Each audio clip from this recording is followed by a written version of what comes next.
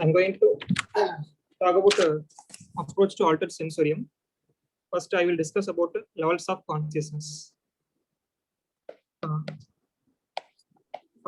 Normal state is consciousness. When will you say a patient is conscious?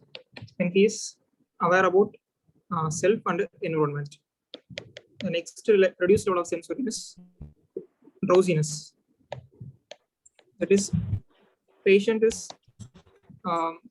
awakened only by verbal stimuli. He is not spontaneously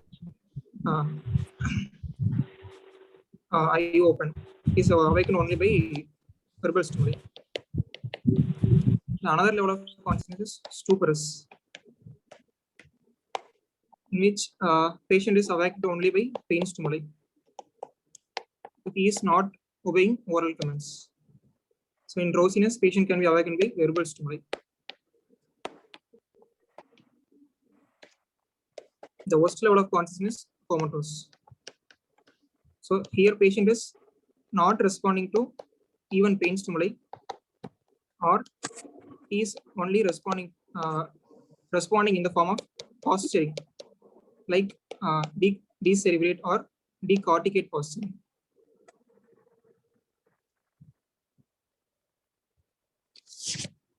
So okay, then I will discuss about coma mimickers.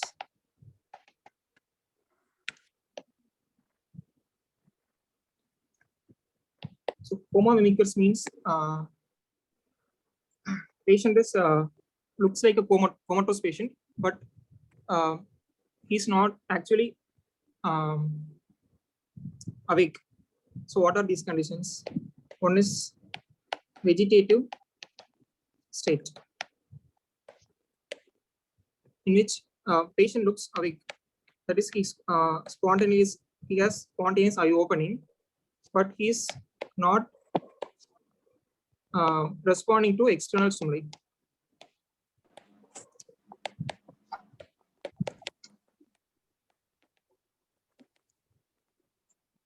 This condition is mostly seen with patients who has recently emerged from coma. That is, patient who has recently recovered from coma.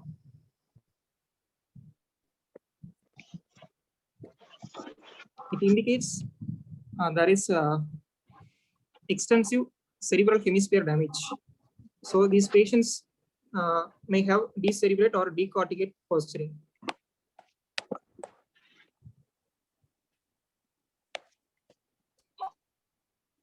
The most common cause for vegetative state is cerebral hypoperfusion following cardiac arrest or following head injury. So these are the most common causes of vegetative state. The another terminology is persistent vegetative state. That is, if patient with vegetative state, he continues to be in the state for more than 12 months, then this condition is called persistent vegetative states. So if the patient is in vegetative state for more than 12 months, he is unlikely to become conscious. So persistent vegetative states is a very worst condition. The another coma mimicker is akinetic mutism.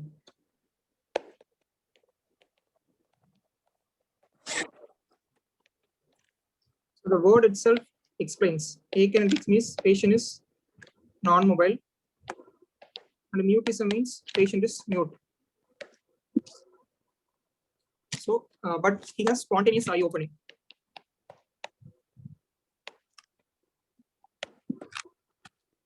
So this condition is seen in damage to medial frontal lobe or medial thalamic nuclei.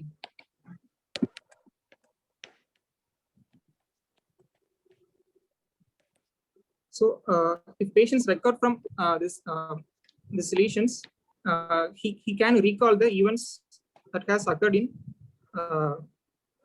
that occurred in the previous stage. So he can able to recall the events if he recovers from these pathologies.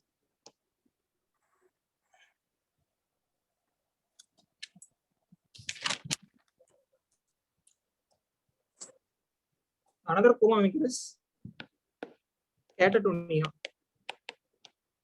So catatonia is similar to akinetic mutism,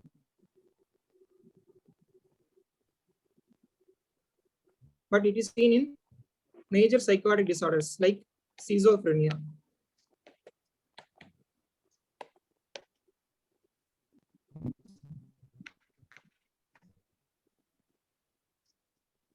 So how we can differentiate akinetic mutism and catatonia? In catatonia patients, there won't be evidence of cerebral damage. For example, but in catatonic patients, he won't have hyperreflexia or hypertonia. The characteristic feature of catatonia is waxy flexibility.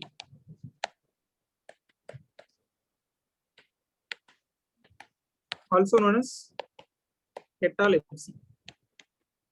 So what is mean by waxy flexibility? If we make a person's hand in particular questions, he will retain that question for a longer time. So that's called waxy flexibility. Another coma is locked in state.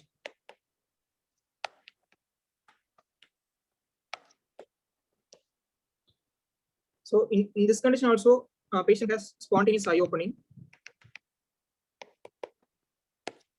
but he has no limb movement, limb or neck movements, no movements at all, but he has only spontaneous eye opening and some eye movements, mainly vertical eye movements are preserved. Vertical eye movements and the eyelid movements are preserved.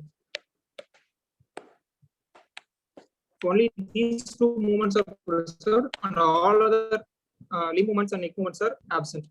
So locked-in syndrome occurs in damage to ventral pons. So ventral pons is mainly supplied by the basilar artery.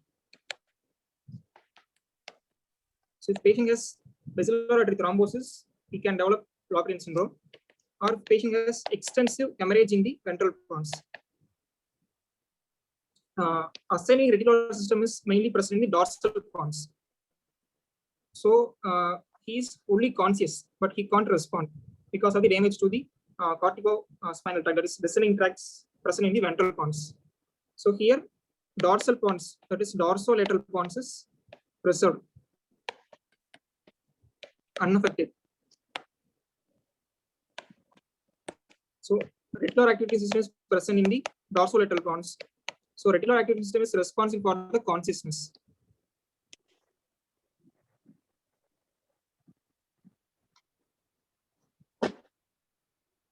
Okay, these are the four coma mimickers. The first one is vegetative state. Second, akinetic mutism, and the similar entities catatonia. Fourth entity is locked-in state. Okay, now I'm going to discuss about pathophysiology of coma.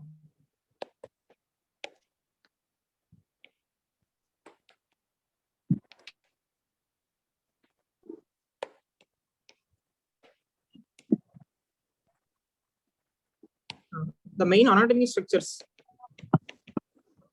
responsible for consciousness. Our first one is bilateral cerebral hemispheres. The second structure is, as I already mentioned, reticular activating system. So these are the anatomical structure responsible for the consciousness. So in damage to either of these structures by either structural lesions or metabolic derangements, toxins or drugs or hypoxemia can result in altered sensorium. Mostly metabolic derangements, toxins and drug will damage the bilateral cerebral hemispheres. Only metabolic, toxins, drugs, hypoxemia. So we will discuss the causes later, but mostly these metabolic derangements will damage the bilateral hemispheres.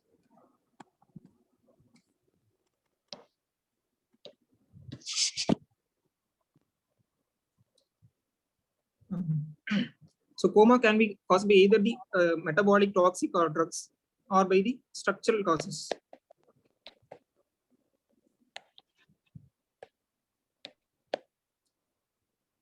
So we will first discuss about the structural causes causing the altered sensorium.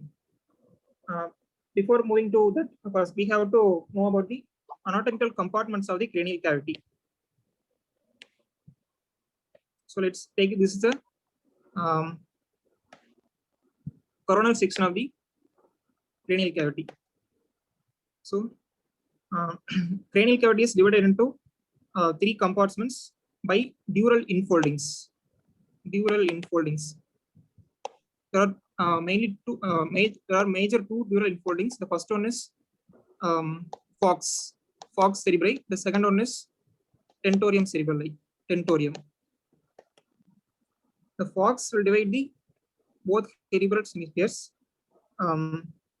Tentorium will divide the anterior and posterior, anterior middle cranial fossa from the posterior cranial fossa. So the structures below the tentorium are the posterior cranial fossa structures. Posterior cranial fossa. The structures the above are the middle and anterior cranial fossa.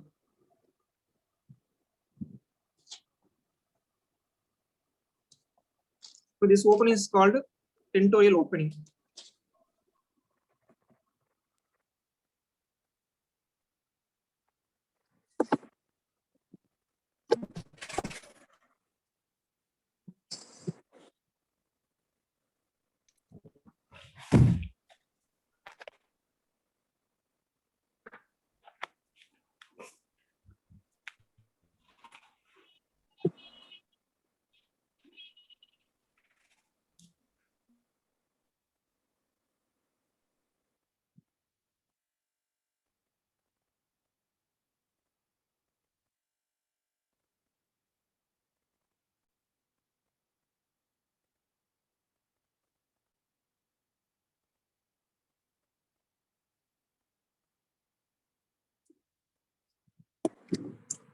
Logesh, என்னாச்சு?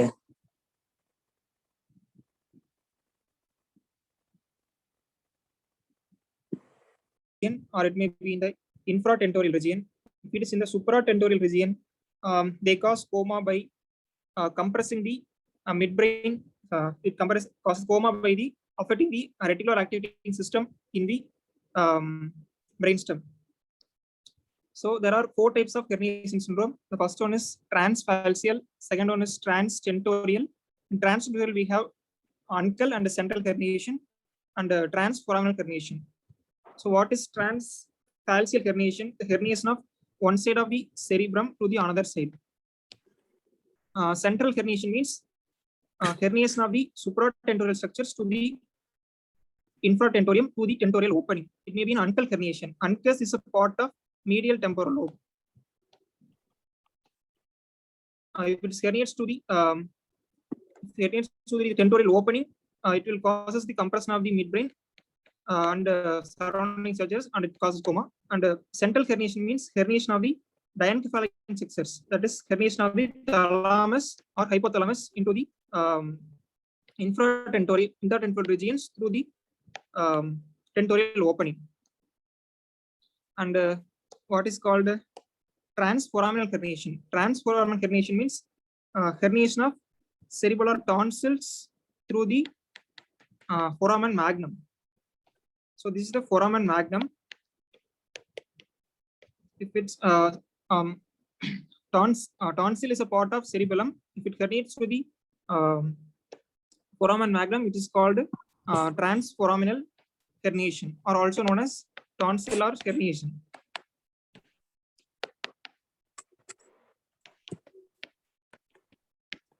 Is it audible, sir? Okay. So now we will see about in detail about each herniation. So, how we are going to identify each herniation clinically. So if patient has mostly in transphalcic herniation, we won't find any clinical features. So only imaging finding. In all other herniations, we can find clinical features. So first, I'm going to discuss about uncal herniation. So if take this in right side and this is left side. If patient has right-sided structural lesions like an SDH or EDH or in a Moss lesion either maybe in the brain parenchyma. If it Moss lesions cause herniation of the ipsilateral uncus to the infratemporal region. What it can cause? It can compress the third cranial lobe. What is present in the brainstem in midbrain? Midbrain has mainly two cranial nuclei, third and fourth. So if it compresses the third cranial nuclei, third cranial nerve, what will happen? Third cranial nerve contains parasympathetic fibers on its outermost area. So if any structural lesions compress the third cranial nerve, it will first affect the parasympathetic fibers. So now, normally pupil is supplied by the both sympathetic and parasympathetic fibers. So sympathetic causes dilatation of the pupil. Parasympathetic causes constriction of the pupil. If parasympathetic impulse is stopped, what will happen? There is no pupillary constriction, only pupillar dilatation by the sympathetic activity. So it will result in ipsilateral mydriasis. So uncal herniation we can find. First one is ipsilateral mydriasis due to compression of the parasympathetic fibers from the uncus. If it further compresses the third cranial nerve, it will damage also the motor fibers of the cranial nerve, third cranial nerve. So that will result in complete third cranial nerve palsy.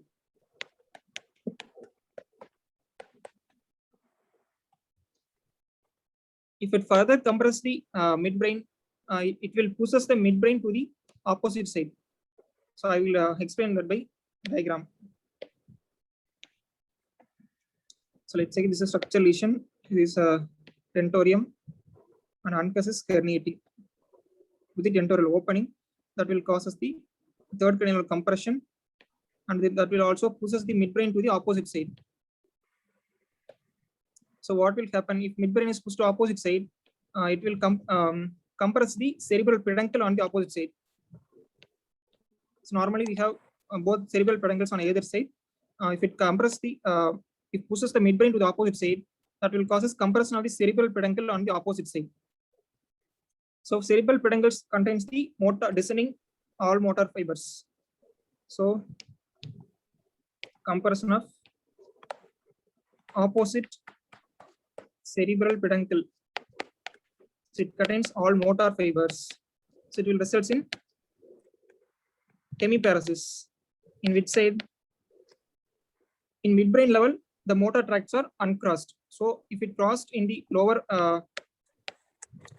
lower medulla, so it will causes ipsilateral hemiparesis.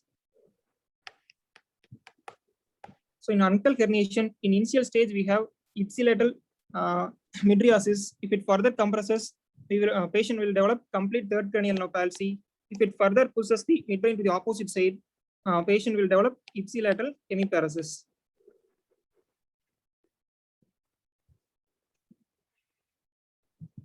This phenomenon is known as Kernohan-Voltman phenomenon. That is compression of the opposite cerebral peduncle against the tentorial nodes will causes the compression of the cerebral peduncle that will result in ipsilateral hemiparesis. The next herniation syndrome is central herniation. So what is central herniation? Central herniation is displacement of the diencephalon sexes, that is hypothalamus and thalamus through the tentorial opening, and they enter the infratentorial opening and compress the midbrain. Here the compression is on bilateral sides.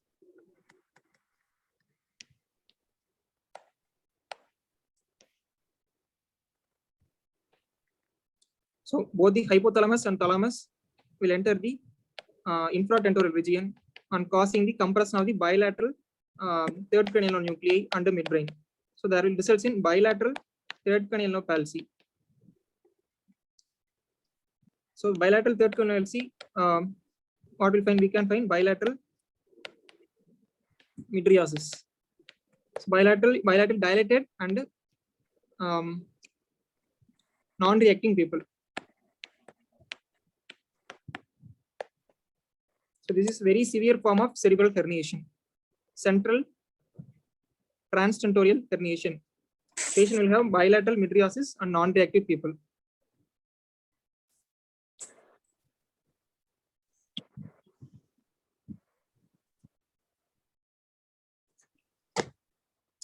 The last herniation syndrome is tonsillar herniation.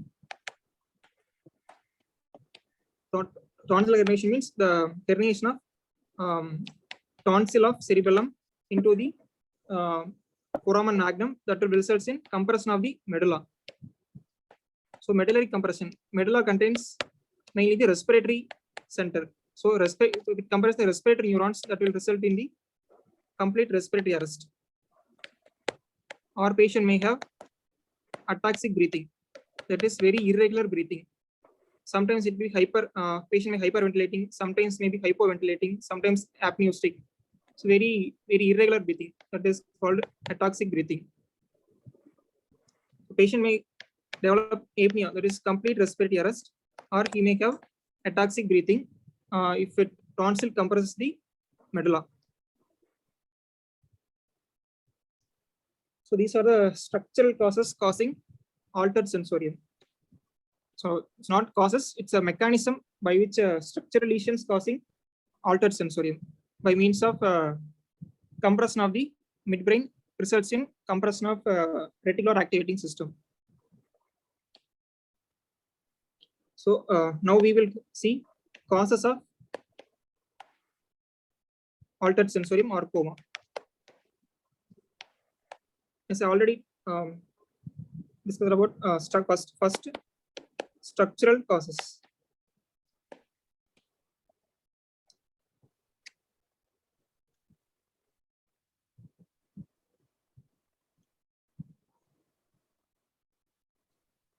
Yes.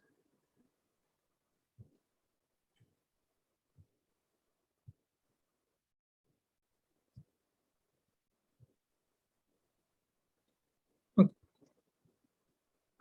The structural cause may be epidural or subdural hematoma, hemorrhagic brain contusions, diffuse axonal injury, or it may be diffuse cerebral edema or fat embolism from long bone fractures. So in this picture, we can see concentric shaped epidural hematoma, and also there is accompanying skull bone fracture. Here we can see. So in this picture, we can see bilateral subdural hematoma, concavo-convex hyperdense lesion, and there is normally we will have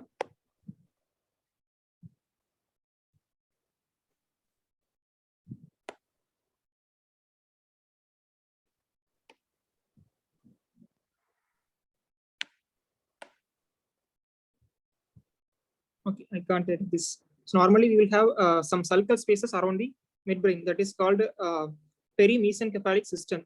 If the patient has cerebral edema, those spaces will disappear.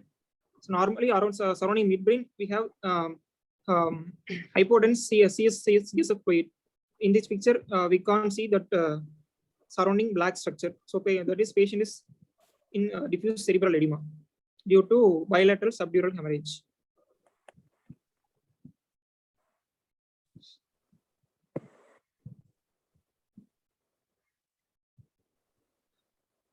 Structural causes we can broadly divide into traumatic.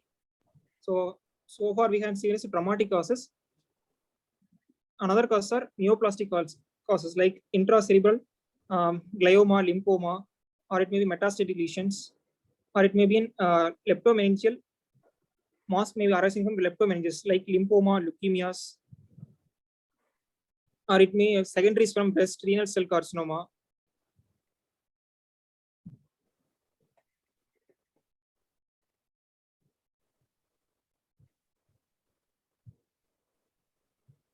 So I will discuss by writing the notes. That will be better.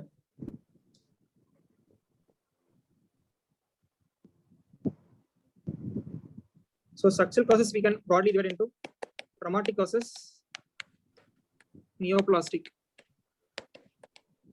So traumatic EDH, SDH, intraparenchymal hemorrhage, or diffuse axonal injury. In neoplastic, we can broadly divide into primary neoplasms and secondaries. These are the structural causes of coma. All these structural causes will cause coma by compressing the midbrain through herniation. Another cause is metabolic. So what are the metabolic causes of coma? All these metabolic causes causes coma by diffusely damaging the bilateral cerebral hemispheres and also by damaging the ascending reticular activating system. So metabolic causes will damage both cerebral hemispheres and reticular activating system.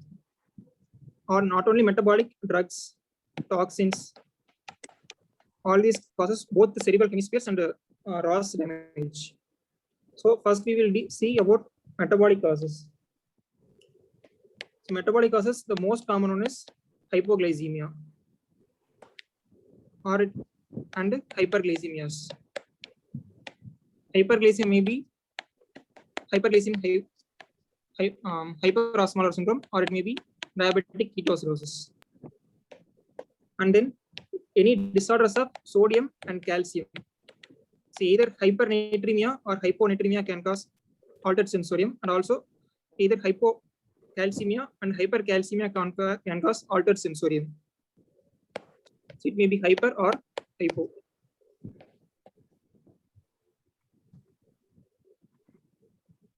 The next cause is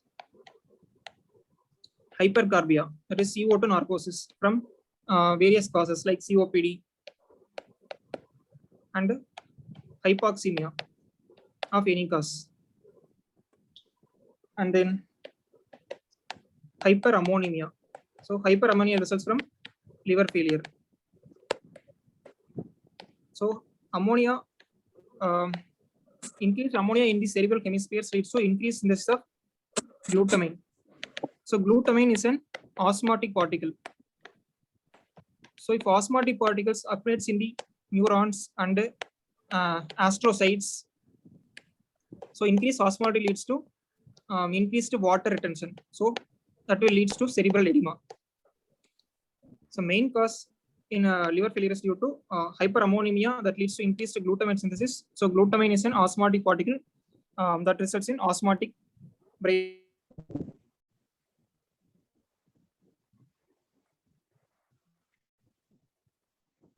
edema. The another cause is uremia from renal failure. So actually the urea does not damages the CNS. The creatinine is responsible for the uremic enteropathy, not the urea. Creatinine and other metabolic components like guanidine, creatinine mainly, and also guanidine. So these metabolites accumulates in the renal failure. These will cause us cerebral edema that leads to altered sensorium in renal failure. Then another metabolic cause is hypothyroidism, that is myxedema. Then yes, so there are two endocrine causes. One is hypothyroid, another one is Addisonian crisis. That is severe hypoaldosteronism. There are two endocrine causes of altered sensorium. So these are the metabolic causes causing altered sensorium. The most common is hypoglycemia, hyperglycemia, followed by disorders of sodium, calcium, hypercarbia, hypoxemia, hyperammonemia from liver failure, uremia from renal failure, and severe hypothyroidism and severe hypoaldosteronism. So then we will move on to toxic causes of altered sensorium. In toxins, the most common cause is alcohol. Okay. So we will. Then another cause is drugs. In drugs, all sedative drugs like benzodiazepines, phenobarbital, and the most common one is opiates. So benzodiazepines and opiates are the most common cause of most common drugs causing altered sensorium. And other antipsychotics. There are many drugs causing altered sensorium. The most common is benzodiazepines and opiates.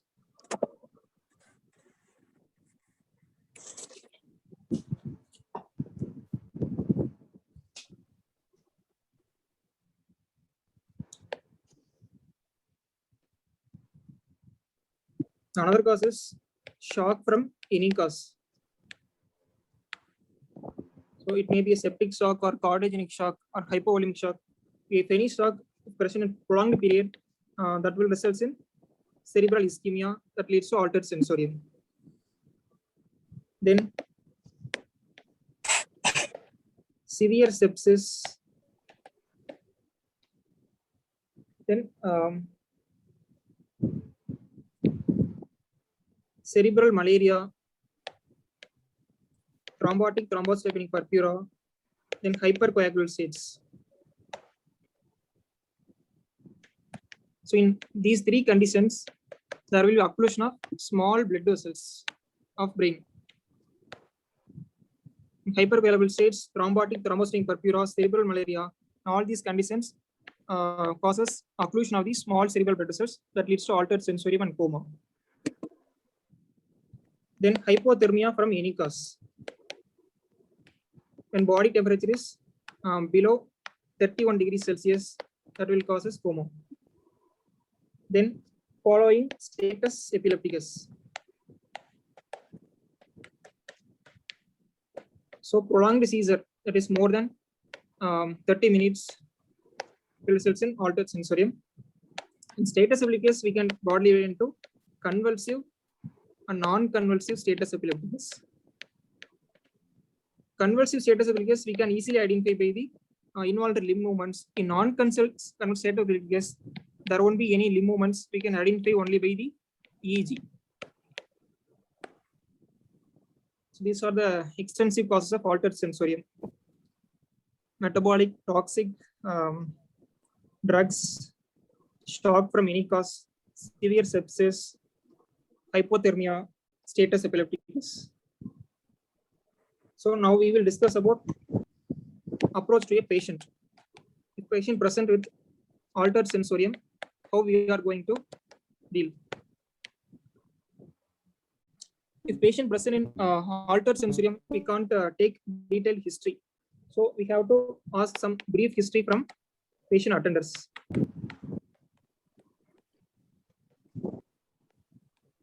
So what are the important histories we have to ask? First one is circumstance and rapidity in which altered sensorium developed. For example, patient may have head injury.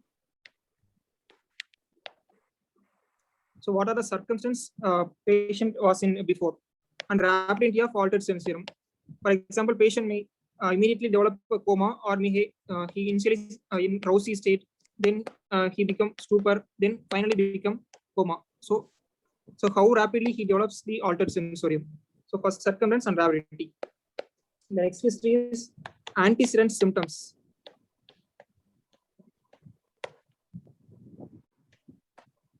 So what are the symptoms he has before he developing altered sensorium? For example, he initially developed weakness. So weakness followed by altered sensorium. We mostly think of structural causes like infarction or hemorrhage. So first one symptom is weakness. Another previous symptoms like fever, headache, vomiting. So all these symptoms point towards infections, CNS infection. So if patient has seizures followed by altered sensorium, it may be due to post-ictal state.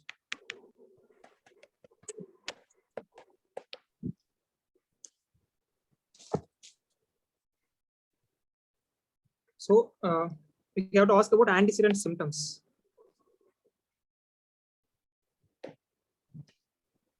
Then we have to ask about use of drugs and alcohol. So drugs, like when a patient has ingested a very high amount of benzodiazepines or other sedative drugs, he may develop altered sensorium. So we have to ask about use of medications and alcohol. Then we have to ask about comorbid conditions. Example, if patient has chronic kidney disease, CKD patients are more prone to develop hypoglycemia due to increased duration of action of insulin. So if patient has chronic liver disease, CKD patient, there are two causes. One is due to hypoglycemia, another is due to uremic encephalopathy. So if patient has chronic liver disease, CLD patients are more prone to develop hypoglycemia due to reduced hepatic gluconeogenesis and reduced glucose storage in the liver. So in CLD, the cause is mainly due to reduced glucose storage and reduced gluconeogenesis. In CKD, it is due to increased duration of action of insulin. If patient has previous known case of chronic coronary artery disease, he may develop MI followed by cardiac arrest. If he spontaneously recover, he will be in vegetative state. So we have to ask about comorbidities and also diabetics. Patient, yes, in drugs we have to ask about benzodiazepine use of insulin and OHA. Patient has taken very large amount of OHA or insulin, he may develop altered sensorium. Okay, so these are the brief history we have to ask from attender. The one is circumstances, antecedent symptoms, comorbid conditions, and the use of drugs and alcohol. Okay, so we have now taken history. So now we have to move on to examination. Examination, we will see two categories. One is general examination findings, then neurological examination. In general examination, we have to look for mainly fever. Patient has fever. There are many causes, as we have already discussed. It may be due to systemic infection, or it will be due to CNS infection and neuroleptic malignant syndrome from antipsychotic drugs. Some antipsychotic drugs can cause neuroleptic malignant syndrome, and overdose, they may also cause coma. Then malignant hyperthermia from some anesthetics. So if we exclude all these causes, there is another one cause for fever, that is called central fever. That is, it is due to dysfunction of hypothalamus. So it's actually diagnosis of exclusion. We have to exclude all the infectious causes and neuroleptic malignant syndrome and hyperthermia. Then finally, only we have to make out diagnosis of central fever. The patient has hypothermia and altered sensorium. Hypothermia, that is temperature below. If it's temperature below 31 degrees Celsius, hypothermia itself causes coma. But if patient has a slight hypothermia, like temperature less than 36 degrees centigrade, then we have to think of first one, alcohol. Alcohol can cause hypothermia due to cutaneous vasodilation. Then hypoglycemia can cause hypothermia. Then sedatives like barbiturates, phenothiazines can cause hypothermia. Then shock from any cause can cause hypothermia. Then eczema, severe hypothyroidism can cause hypothermia. So if a comatose patient has hypothermia, we have to think of alcohol ingestion, hypoglycemia, sedative drugs, shock from any cause, and mixed edema. So in temperature, it may be a fever or it may be hypothermia. So then we move on to respiration. If patient has tachypnea, it may be due to, there are mainly two causes. One is severe acidosis of any cause. It may be due to DKA or it may be due to shock from any cause. So severe acidosis can cause altered sensorium and tachypnea. Then pneumonia. If it causes hypoxia, that will result in hypoxic encephalopathy and tachypnea. So if patient has tachypnea, there are mainly two causes. The fourth one is BP, blood pressure. Altered sensorium patient has hypertension, elevated BP. There are mainly three causes. The one is hypertensive encephalopathy, then hemorrhage, then large infarction, large cerebral infarction. Actually, it's a protective mechanism to increase the cerebral blood flow. So we don't, after ruling out hemorrhage and large infarction, then only we have to reduce the BP.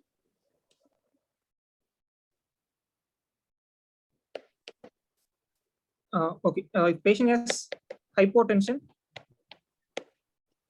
there are several causes. It may be due to septic shock, or patient may develop MI followed by cardiac arrest, and he may spontaneously recover from cardiac arrest. Then he may have hypotension. Or alcohol and other sedatives itself can cause hypotension.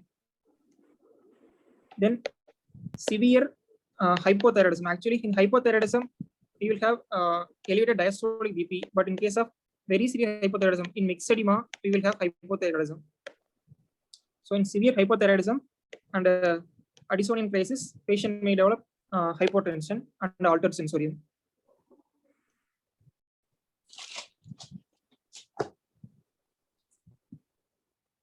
Next, in general examination, we have to look for okay. Fundoscopic examination is a part of central nervous examination, but I will include it here. So patient has papilloedema. It means patient has increased intracranial tension. It may be due to structural causes, or it may be due to infections. In subarachnoid hemorrhage, patient may have subhyaloid hemorrhage in the retina. Subhyaloid. In case of subarachnoid hemorrhage, so that may extend into under the retina, that will cause subhyaloid hemorrhage. So in fundus, in patient with altered sensorium, we have to look for papilloedema and subhyaloid hemorrhage. Okay. So now these are the general examination we have to look for. So I will just summarize general examination in altered sensorium patient. Temperature, fever, hypothermia, respiration, tachypnea, and blood pressure, hypotension, hypothermia, and fundus examination. So now we will move on to neurological examination in altered sensorium patient.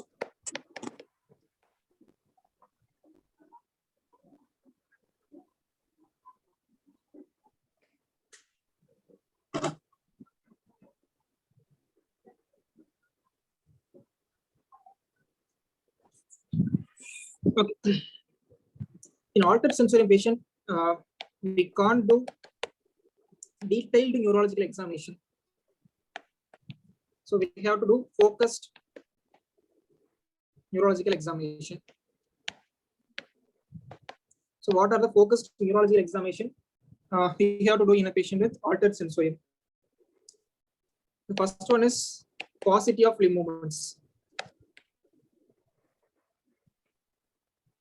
Patient has paucity of limb movements. He may have either hemorrhage or infarction in the cerebral hemispheres or in the brainstem. Then we have to look for myoclonus. So myoclonus is a jerky movements of the limbs. The patient has particularly multifocal myoclonus. The patient has multifocal myoclonus.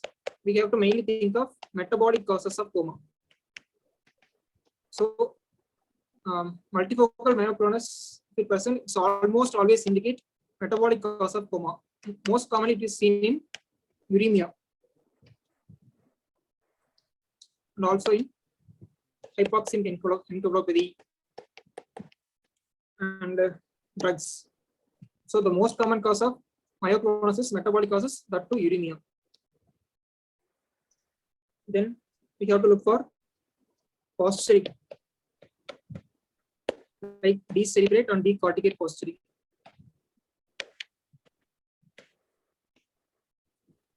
So what is decorticate posturing? Decorticate posturing means the anatomical lesion is at the level of midbrain.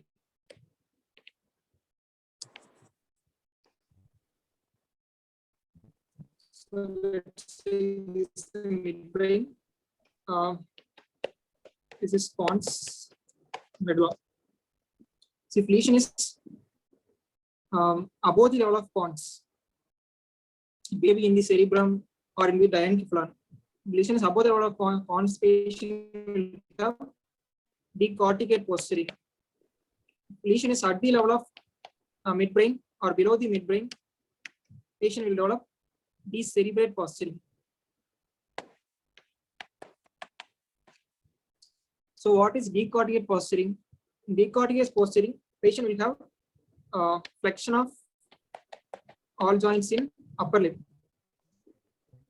So flexion of elbow, wrist, and also pronation of forearm.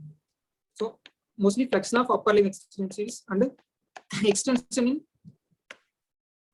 of ankle joint. So extension in lower limb joints and flexion in upper limb joints, that is called decorticate posturing. In decerebrate posturing, patient will develop extension all over the body.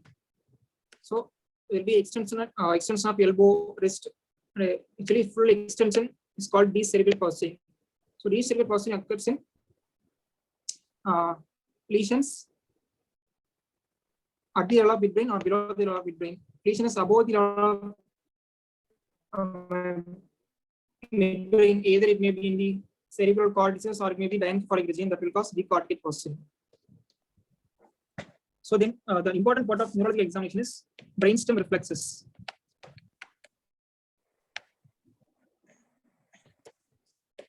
In brainstem reflexes, we have to mainly see 4 reflexes. The one most important is pupillary light reflex.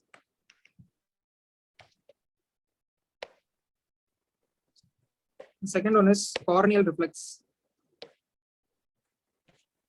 Third one is oculocephalic reflex, OCR. Fourth one is respiratory pattern.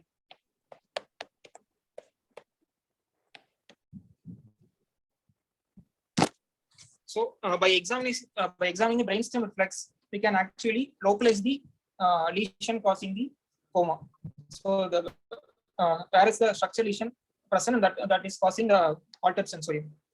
So in pupillary reflex, so you will see detail about each reflex. In pupillary reflex, as I already discussed in the mechanism of herniation syndrome, patient may have meiosis.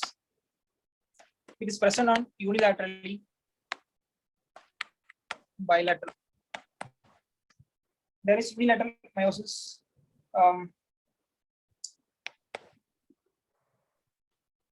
It's mainly due to unilateral hypothalamic dysfunction.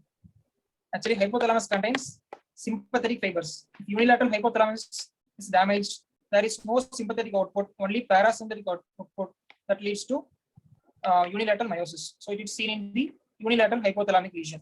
So bilateral meiosis. There are 3 causes for bilateral meiosis. One is, as I already discussed, central herniation. That is diencephalonic structures. That is hypothalamus thalamus herniates through the tentorial opening that leads to damage to the bilateral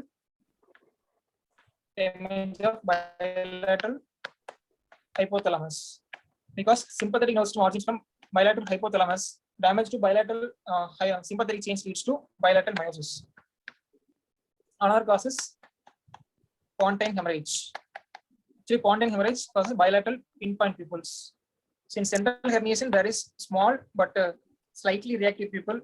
In pontine hemorrhage and opiate poisoning, there will be bilateral pinpoint pupils.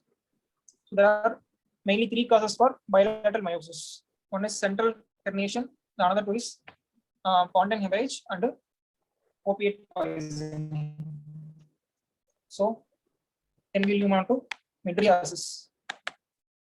Dilated pupils, unilateral, bilateral.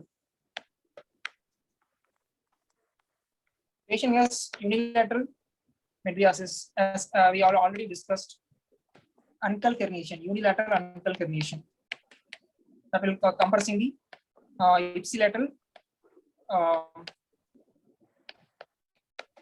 third cranial nuclei, mainly the parasympathetic fibers of the ipsilateral third cranial nuclei, results in unilateral mydriasis. Bilateral mydriasis seen in central herniation. Actually, central herniation can cause both bilateral. It can cause either bilateral meiosis or bilateral mydriasis. If it is causing bilateral meiosis, means there will be it affects only the hypothalamus. Central herniation, so that causes bilateral mydriasis, means that means it is causing compression of bilateral third nuclei.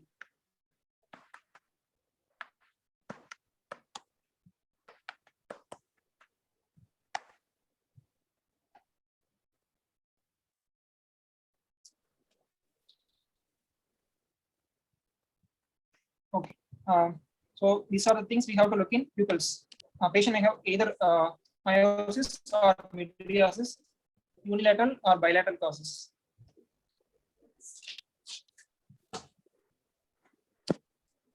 So next we will move on to next brainstem reflex, that is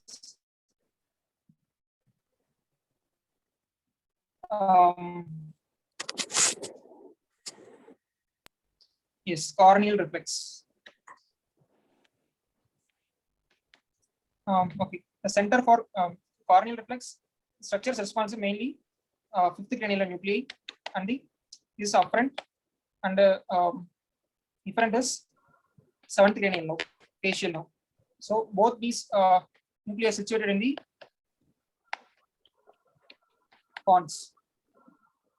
So if any lesion compressing the either if it fifth cranial nuclei or compressing the seventh cranial nuclei, results in absent corneal reflex. Then yes, OCR, oculocephalic reflex.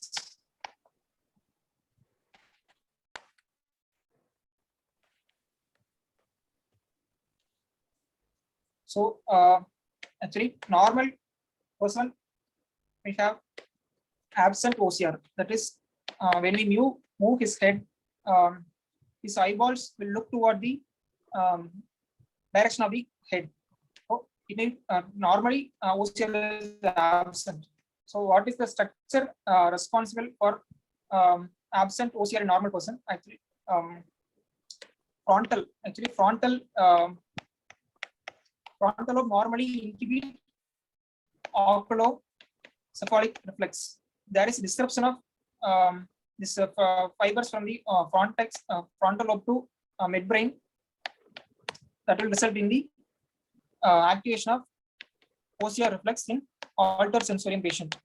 So if OCR is present in altered sensorium patient, it means brainstem is intact, but there is disruption in the connection between the frontal lobe and the brainstem. If OCR is absent in altered sensorium patient,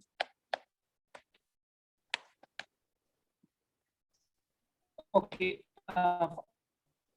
for that we have to know about afferents and efferents response for the oculocephalic eighth cranial nerve.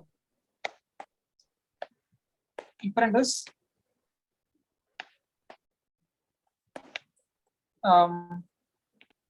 yes, fourth and sixth cranial nerve. So what is OCR?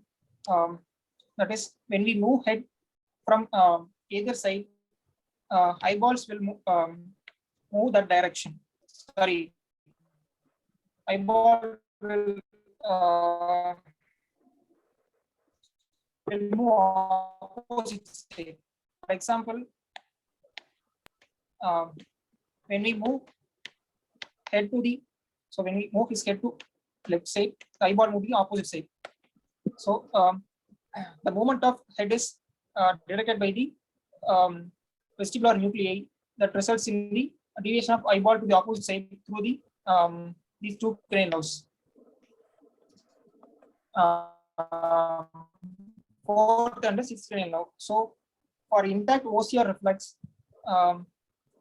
we have intact eighth cranial nuclei, 4 and 6 cranial nuclei. So structure responsive is either situated in the pons and the 4, 6, so 8 and situated in the pons, and the 4th is situated in the midbrain. So OCR to be intact, we have intact pons and midbrain. If any structural lesions compressing the either midbrain or pons results in absent OCR.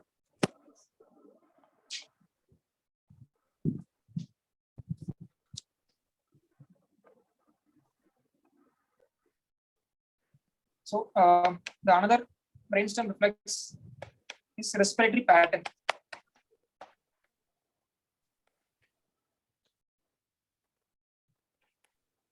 Actually, we can't identify what's from the respiratory pattern. There are four respiratory patterns. One is Cheyne-Stokes breathing. It is seen mainly with the bilateral hemispheric damage, and also in some metabolic causes. Mainly it is seen in bilateral hemispheric damage. Another respiratory pattern is Kussmaul's breathing. That is hyperventilation. It is mainly seen in the severe acidosis. So severe acidosis can cause hyperventilation and altered sensorium. The another two respiratory patterns are, as I already mentioned, apnea or respiratory arrest and atoxic breathing, that is very irregular breathing. So these two things are seen in medullary lesions because respiratory center is situated in the medulla. So if patient has either absent respiration or ataxic breathing, we should think of medullary lesions.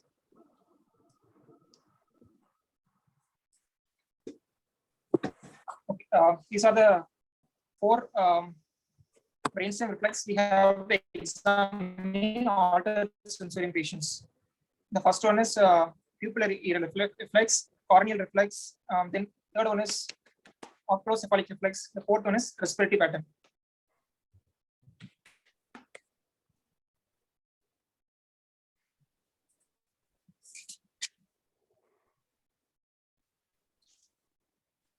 Okay, almost I have finished examination. Now we will move on to investigation.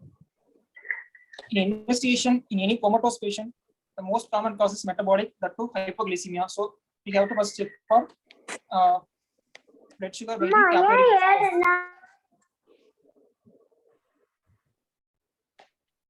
The another okay, another investigations are we have to do renal function test to detect if uremic encephalopathy, liver function test to detect hepatic encephalopathy, and mainly electrolytes, mainly sodium and calcium. Actually, we have to do calcium for all acute encephalopathy patients because either hypercalcemia and hypocalcemia both can cause altered sensorium and coma.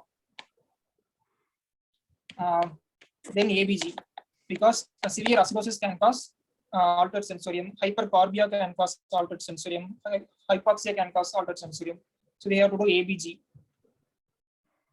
So these are the mainly 4 primary investigations we have to do in altered sensorium patient. Okay. Then we, for rule out structural causes, we have to do immediate non-contrast CT brain to detect any structural causes causing altered sensorium. If CT is inconclusive, then we have to do MRI because certain cause of altered sensorium, like if patient is head injury with altered sensorium or coma, if it is there is no finding in CT brain, then we have to suspect diffuse axonal injury, mainly in case of decelerating injuries. Then some metabolic causes like yes, I have forgot to mention Wernicke's encephalopathy. We will sometimes have classic finding of hyperintensities in bilateral bilateral mammillary bodies. This is a classic finding, but we can't find in every case. Okay. Okay, I think these are the investigations we have to do in. Yes, I forgot to mention EEG. So patient has we have ruled out the structural causes and also metabolic causes. Then we have to think of non-convulsive status epilepticus. That is, patient won't have any limb movements, but there is some epileptiform discharge from the EEG. So if we find that epileptiform discharge, it may be cause for altered sensorium, non-convulsive status epilepticus. Okay. So treatment of cause. I think no need to discuss about treatment. By this, I am concluding my session. Monel sir.